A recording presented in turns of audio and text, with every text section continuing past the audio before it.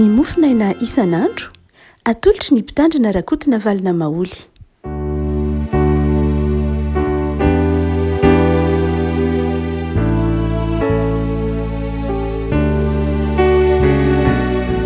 Fanomerahabantsika rehefa koa malalatra ity alatsinainy fahavalon'ny volana janoary ity.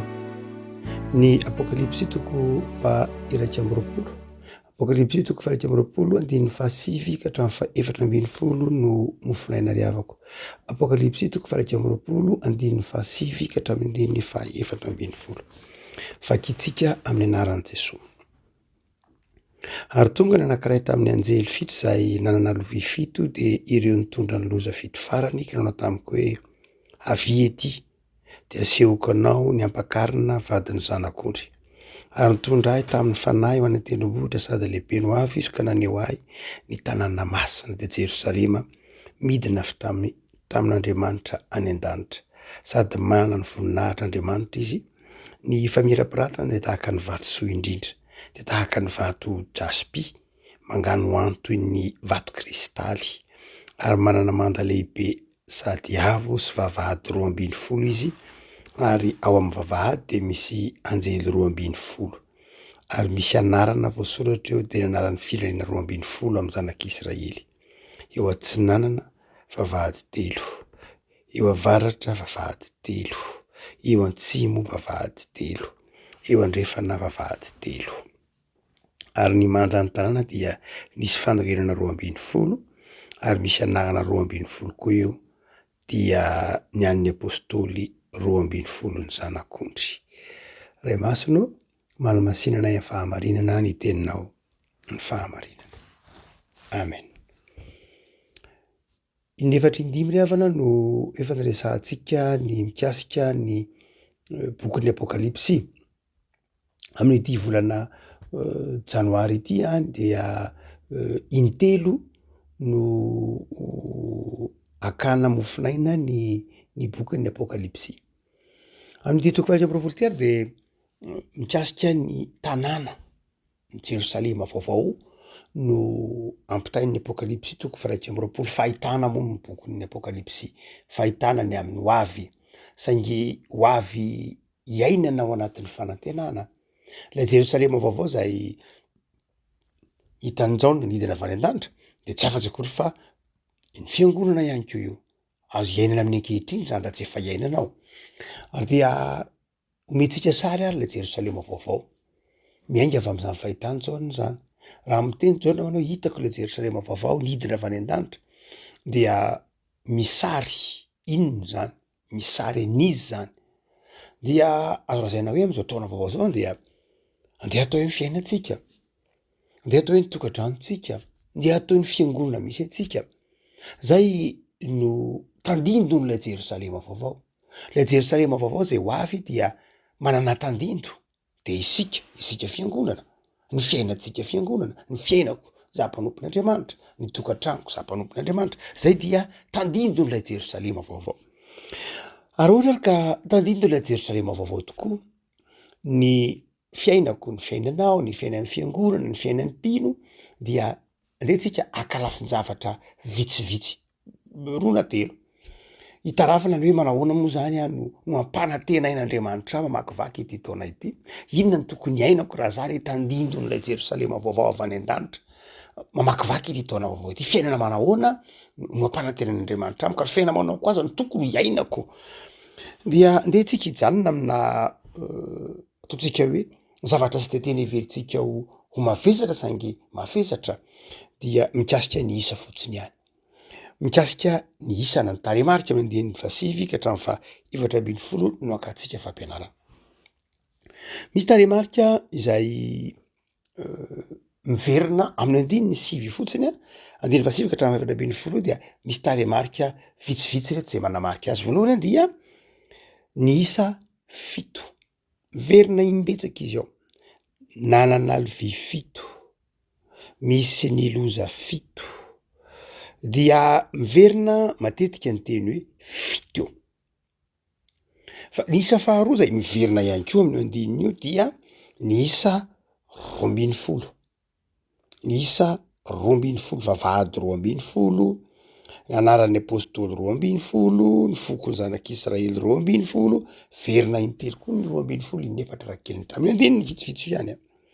Isa fantelo ny verimberina koa de ny isa telo, vavahady telo amin'ny andrefana, vavahady telo amin'ny atsinana, vavahady telo amin'ny avaratra, vavahady telo amin'ny atsimo, verina koa ny isa telo. Ary na tsy mivantana aza dia hitao koa ny isa efatra. Tsy niteneny hoe efatra saingy asehon'ilay hoe atsinanana, avaratra, atsimo ary andrefana, efatra. Iny ary ny dikan'ireo, milaza inon'ireo raha ohatra ka hoe de ataontsika hoe io le Jerosalema vaovao. Milaza inon'ireo. Voalohany indrindra de zao, lay fito de milaza fahamasinan'Andriamanitra. Fahamasinan'Andriamanitra. Ary lay fiainana zany zay tian'Andriamanitra iainanao am'ty taona vaovao ty, de fiainana omban'ny fahamasinan'Andriamanitra.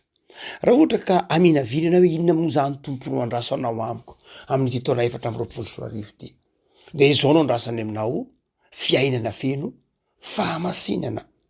Ary rehefa miteny hoe feno fahamasinana isika, satria ny isa fito de isa masina, mazava ho azy, isa masina ny isa fito. Ary dia lay fahamasinan'Andriamanitra izay midika fahafenon'Andriamanitra. Rehefa miaina ny fahamasinan'Andriamanitra sy mitanjona ny fahamasinan'Andriamanitra isika de miaina ny fahafenon'Andriamanitra. Afaka malala asa zay nofinofinao am'ty taona 2024 ty, nofo manahoana? Nofony hoe mba hatsangan-javatra ve? Nofony hoe mba ho maro toerana amin'ny fiasana ve? Nofony hoe mba ho afam-panadinana ve? Afaka manana zany nofo zany ianao. Inona moa zay olona tsy manana faniriana? Jesoa impiry nanafatra an'io, ao amin'ny Jaona izy nanafatra, amin'ny Matthieu izy nanafatra. Jaona matetika tena miteny hoe raha mitoetra ao anatinareo ny teniko, zany hoe raha masina ianareo. Satria ny tenin'Andriamanitra ny mahamasina. Araka ny tenintsika hoe raha masina no manamasinana amin'ny fahamarinana, ny teninao ny fahamarinana, ny tenin'Andriamanitra ny mahamasina ny fiainan'ny mpino. Tsy masina ho azy zany ny mpino, fa masina ny mpino rehefa miaina sy mitoetra ho amin'ny tenin'Andriamanitra. Ary dia hotsika manao hoe rehefa miaina zany fahamasinana zany tsika, mitoetra anatintsika zany ny tenin'Andriamanitra, dia hoy Jesoa manao hoe de angatao azy zay tianareo, de manofisa. De angatao zay tianareo. Hatram'izao anao mbola tsy nangataka hoy Jesoa. Tsy mangataka ianareo satria tsy mahatoky ny fahamasinanareo, tsy mangataka ianareo satria tsy mahatoky ny tenin'Andriamanitra, tsy mangataka ianareo satria misalasala ny amin'ny fitiavan'Andriamanitra sy ny amin'ny finoana, de mangatara am'izao fotoana 2024 zao. Fa izao atao vinanao ny hoe tompo amin'ity taona ity dia iaina amin'ny fahamasinana. Iainako zany fahamasinana.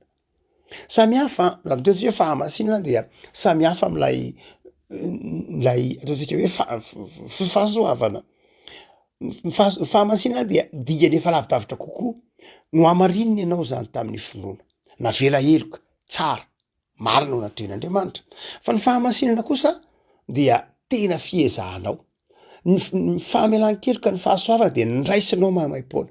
Fa ny toerany antsoina hoe fahamasinana de zao lay toetra mankatoa, io kosa de fiezahana io.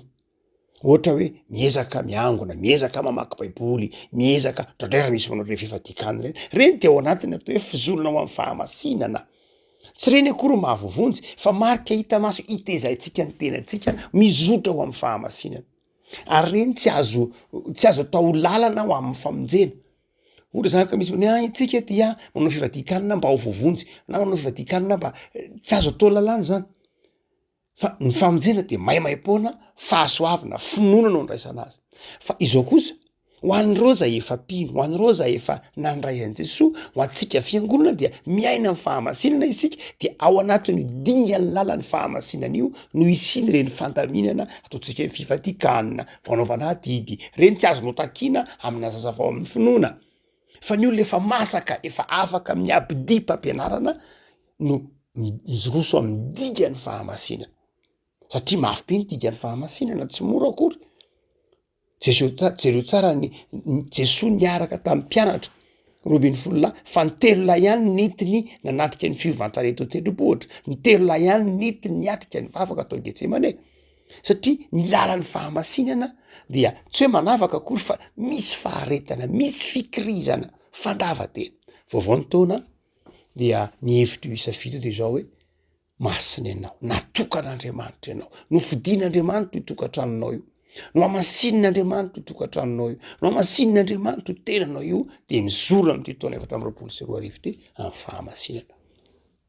Fa ny isa faharoa zay mitatsika miverinao any de ny isa atao hoe telo, ny telo amin'ny atsinanana, telo amin'ny avaratra, telo amin'ny atsimo, telo amin'ny andrefana, isa telo miverina intelo inefatra ny teny hoe telo ao. Ary jereo tsara fa ny telo miampy efatra no mameny fahamasinana, mameny fito. Inona moa ny telo? Tsisy tsy mahafantatra an'izay tsika rehetra. Ny telo dia isan'Andriamanitra, ray, zanaka, fanahy, zay ny telo. Rehefa miresaka amin'ny bokin'ny Apokalipsy ianao ka miresaka momba an'Andriamanitra de telo foana ny resahanao. Ohatra, ahitsika tsara rehefa avy maray fanasan'ny tompo tsika na mahalohan'ny raisana fanasan'ny tompo dia mihira an'ilay tema voalohany, masina, masina, masina Jehovah tompo. Amen, amen, amen. Verina intelo avokoa zany ao amin'ny bokin'ny Apokalipsy io. Ny telo de milaza isan'Andriamanitra. An'Andriamanitra ny isa telo. Rehefa mitanisa zavatra telona momba an'Andriamanitra ny Apokalipsy de zao isa telo foana ny resahana. Inona ary ny dikan'izany amin'ny fiainanao? Ho tsika manao hoe lay Jerosalema tsy misaraka am'lay Jerosalema vaovao zany lay isa telo. Ataovy hoe sary ny tokantranonao na sary ny fiainanao lay Jerosalema vaovao, tandidin'izay de zao fiainana tsy misaraka amin'Andriamanitra zany ny tanjonao mamakivaky ny taona 420. Lay Jerosalema vaovao isa telo, lay Jerosalema vaovao milaza hoe ao anatiny zany Jerosalema vaovao zany Andriamanitra. Eo anivony zany Jerosalema vaovao zany Andriamanitra, de eo anivony fiainanao zany Andriamanitra. Raha mamakivaky ity taona ity ianao de zao eo anivony fiainanao Andriamanitra. Amy lafiny rehetra ny fiainanao Andriamanitra, avaratra atsimo atsinanana andrefana, amy lafiny rehetra ny fiainanao de manaiky hiaraka aminao Andriamanitra. Inona ny lafiny atsinanana? Ny fiainana ara-panahy. Hiaraka aminao Andriamanitra. Inona ny lafiny avaratra? Ny fiainanao manokana. Miaraka aminao Andriamanitra. Inona ny lafiny atsimo? Ny fanomponao an'Andriamanitra sy ny antsony antson'Andriamanitra anao vavolombelona. Miaraka aminao Andriamanitra. Inona ny lafiny andrefana? Ny tokantranonao. Noho zany dia amin'ny lafiny manontolo ny fiainanao de eo Andriamanitra. Ary eo Andriamanitra misy vavahady telo misokatra. Zany hoe ny lafim-piainanao iarahana amin'Andriamanitra eo de zao tsy lafim-piainana mihidy velona akory. Tsy vavahady mihidy akory ny tokantranonao. Tsy vavahady mihidy akory. Fa rehefa miaraka amin'Andriamanitra de zao sokafan'Andriamanitra midanadana. Andriamanitra miaraka aminao de anokatra varavarana ho anao ary hitondra fifaliana sy fitahiana ho anao izy. Tsy ny taona akory mitondra fitahiana.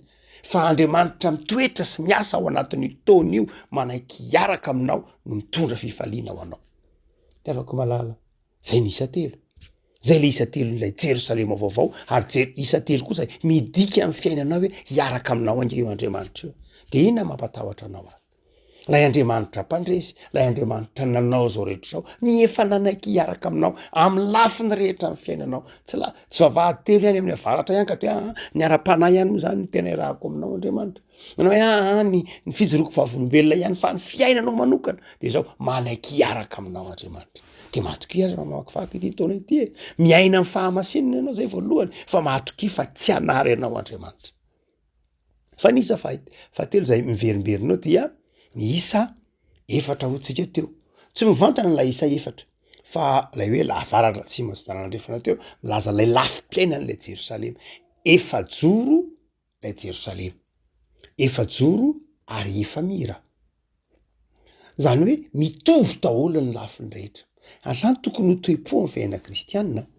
Mitovy daholo ny lafiny rehetra amin'ny fiainana kristianina. Tsy misy za manao hoe ny Andriamanitra de zao ny ara-panahy any tena ezakazahako mafy mihitsy. Fa zay eto am'izao tontolo zao ny adidy manandraikitra indray iny tsy maninona ny tsy atao ary. Tsy zay mihitsy. Mitovy daholo ny lafiny am'le Jerosalema vaovao de tahaka izay keo aminao.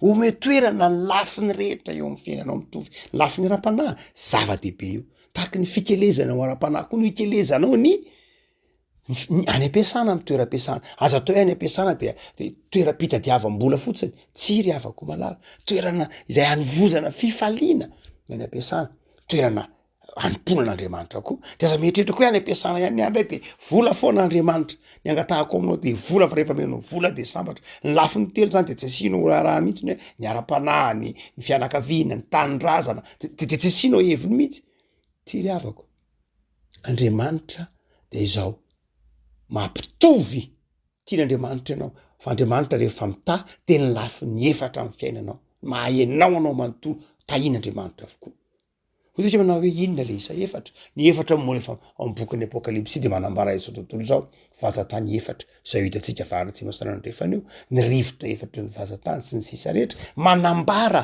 ilay tany honenana manambara lay izao tontolo zao lay efatra io andre matokany hoe fito masina satria telo isan'Andriamanitra efatra isan'ny tany isan'izao tontolo zao ny masina de zao telo ampina efatra fiaonan'Andriamanitra sy ny tany fiaonan'Andriamanitra sy izao tontolo zao aiza ny fiaonan'Andriamanitra sy izao tontolo zao eo am' Jesosy zay mahatonga ny Jaona mitemana hoe nisy teny fito ake ny tenenin' Jesosy tao amin'ny hazo fijaliana satria miaona eo am' Jesosy ny tany sy ny lanitra zay ny saraka tany Edena talohan'ny fahotana de zao tsy nisaraka mihitsy ny tany sy ny lanitra fa iray ihany Andriamanitra nitsangatsangana ty ambonin'ny tany fa nisaraka zany rehefa niditra ny olombelona ny fahotana diran'ny fahotana ny olombelona de nisaraka hafa ny fiainana an-danitra ary hafa ny fiainana tany fa rehefa tonga kosa Jesosy tamin'ny krismasy nitsangana tamin'ny maty tamin'ny Paka de zao io fa mirafitra manjary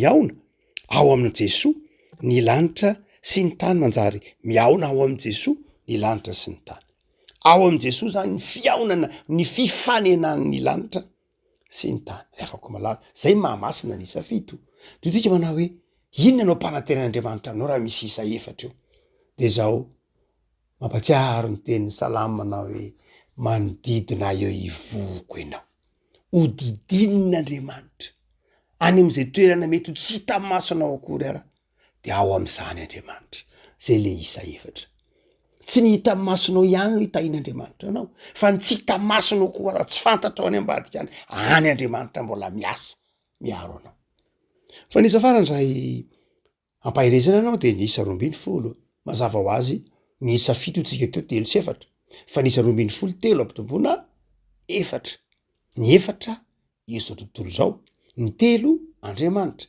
ny ray manampy fa ny ray mampitombo fantatsika fa samy hafa ny addition sy ny multiplication ao amin'Andriamanitra tsy misy ny soustraction eto rehefa mifanena Andriamanitra de zao rehefa mifanena amin'ny tany Andriamanitra de tsy manaisotra izy fa mampitombo addition tsy misy zany hoe telo analana efatra na efatra analana telo tsy misy an'izany eo amin'ny apokalipsy fa telo ampina efatra na telo ampitombona efatra zany hoe amin'ny apokalipsy azadonona fa boky ny apokalipsy de boky miafina rehefa nahazatra ny olona tamin'ny antikité mampiasa isa dia lay hoe 12 zany de tsy inona akory fa telo ampitombona efatra isan'izao tontolo zao telo isan'Andriamanitra miantso zay ny dikan'izany hoe 12 vocation rehefa miteny hoe 12 de zao vocation fiantsona zany fiantsona manambara fitombona zay mahatokony hoe ny isa 12 de isan'ny fiangonana le olona 12 am'boky ny apokalipsy ny Israely zanak'Israely 12 ny fokony ny asan'ny apôstôly na ny apôstôly 12 ny isany zany hoe ny antson'Andriamanitra rehefa mifanena Andriamanitra sy ny olombelona zay ny antsoina hoe antso le avako malala vaovao ny taona ataovy zava-dehibe raha ny antso ny antsonanao aza mieritreritra hoe finaritra ny mandray fotsiny ihany finaritra ny hoe tahian'Andriamanitra finaritra ny anokafan'Andriamanitra vavahady finaritra ny amin'ny hoe manome toky Andriamanitra fa hiaro sy anamasana fa izao miandry anao koa Andriamanitra hanona ny antsony zay le isa 12 teny manao hoe ny anaran'ny apôstôly 12 voasoratra ao amin'Andriamanitra ny anaranao ao amin'Andriamanitra ao am'izany Jerosalema vaovao zany voasoratra ao ny anaranao de miandry fahavokarana avy amin'ny asanao zany Andriamanitra Jesosy ny tenenio amin'ny Jaona tonga de 12 manao hoe zao angeno izy tsy nanao angeno ny fidy hafa zany fidy anareo de mba hahavokaran'ny asanareo mba hampamony asanareo rehefa koa malala vaovao ary ny taona ataovy ho zava-dehibe ny antso am'ty taona ity, ataovy ho zava-dehibe ny antso zay niantsonanao. De oka metraka fanontaniana hoe tompo inona moa zany niantsonao anao inona? De avako malala fantatrao niantson'ny tompo anao fantatrao, raha ohatra ka misalasala de mandana miditra lefitra mangingina de mivavaha, fa fantatrao ny antso niantson'ny tompo anao dia matoki ary fa mbola ao ny toeranao. Misy hira noforon'ny Besa zay manao hoe mbola ao ny toeranao, nadikany tamin'ny teny malagasy moa le hoe mbola ao amin'Andriamanitra inge ny toeranao, mamakivaky ty taona ity de mbola ao amin'Andriamanitra, mbola tehirisin'Andriamanitra le antsonao. Tsy very, tsy navaly ny taona akory, mety tsy nahavita tsara ny asa ianao tamin'iny taona lasa iny, mety tsy tena afa-po, mety tena tsy nahatsiary ohatrany tsy nety kely iny, fa mbola ao ny toeranao, mbola voasoratra ao amin'Andriamanitra ny anaranao, mbola ao le antsonao. De matoki am'ty taona ity fa ampahery anao am'le antso Andriamanitra, fa mandehana kosa ataovy eo anaty programanao am'ty taona voalohany hoe za tompo de mbola anao ny antso, za tompo de mbola anao ny asanao ary ampitombo izany asa fa tsy hanala, satria Andriamanitra tsy manaisotra fa manome, Andriamanitra tsy maka fa manome, Andriamanitra tsy tolorana fa manolotra. De matoki ary fa ny Andriamanitra ao hitantana anao mamakivaky ity taona vaovao ity. Hivavakisika tompo misoranao zay noho ny amin'ny misoratra ao masina zay mampahery anay fa Andriamanitra mitaky fahamasinana ianao ary miazona anay amin'ny fahamasinana rahateo. Andriamanitra zay mitoetra amin'ny lafim-piainanay manontolo, tsy mahafoy na mahasaraka anay, hita eo amin'ny fiainanay manontolo ny mahay anao, Andriamanitra fitiavana sy mpamonjy anao. Andriamanitra miazona ny fanororantenanay koa ianao. Andriamanitra zay manome toky fa miara-monina aminay. Andriamanitra zay miazona ny antso zay niantsonao anay. Tompo te mivavaka izahay ary vaovaon'ny taona, ataovy mazoto mandeha amin'ny fahamasinana, ataovy miazona ny fahatokiana sy ny fitiavananao Andriamanitra vaovaon'ny taona tompo. Azaveranao fahazaranao anay ny mankalaza anao ny taona vaovao na mankalaza ny taona vaovao, fa ataovy mahay manao voady fanirina no fikasany zay manaiky ho tantaninao. Vaovaon'ny taona tompo ataovy vaovao tahaka izany koa na ny fotom-pisainanay na ny fomba fiasanay, ataovy mahay manatsara ny fomba fiasanay zay, ataovy mahay manatsara mihay manavao noho ianao Jesosy ny fisainanay. Jereo ny tokantrano tsirairay, jereo ireo havanay zay mandalo fizahan-toetra, tsisy fahamasinana raha tsisy fizahan-toetra, de ampaherezo ireo rehetra zay zahan-toetra tompo mba hatoky anao. De ataovy marina mandrakariva ny fiainanay mamakivaky zao herinandro vaovao sady nomenao anay zay. Miditra ny mpianatra de ampaherezo miatrika ny tom-pianarana manaraka indray, miatrika ny telo volana manaraka indray de ampaherezo ny mpianatra Jesosy. Efa aza avan-tsaina sy fahendrena amin'ny anaranao Jesosy. Amen.